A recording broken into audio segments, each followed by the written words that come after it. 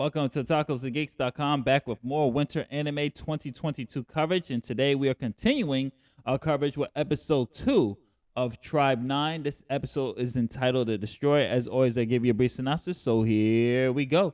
As trouble is brewing in Neo Tokyo, Haru and Taiga take to the diamond for a rule learning practice match and find out just how good and scary Shun really is.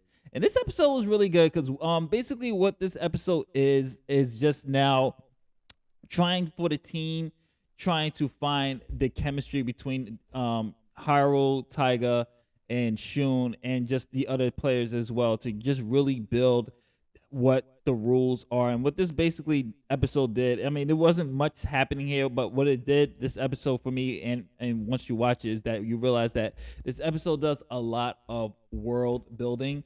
And basically you find out more about the actual rules. So for instance, you know how in baseball there's fly outs, if a hitter hits the ball and you catch the ball, it's automatic out. Not with this one.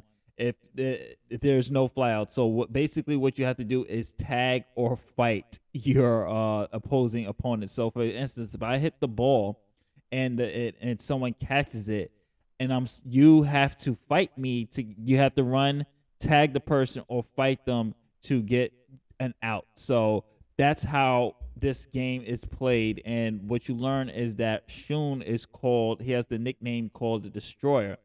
And what they were telling the story of is that you find out that before this type of season of extreme baseball, it was very much more violent, very much more graphic, and a little bit more darker. And Shun has actually calmed down from his early days of playing. So I'm really curious about Shun. Is just a character I'm very curious more about, to learn, number one, how did he get so good? What is his backstory? Why does he keep having coffee hangovers and throwing up all the time?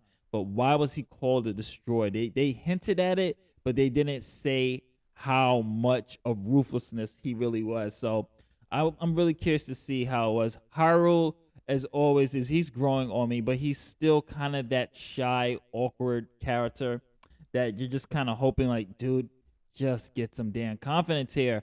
While also Taiga is doing really great as the comedy relief here, but he still has this kind of chip of his shoulder of trying to improve himself.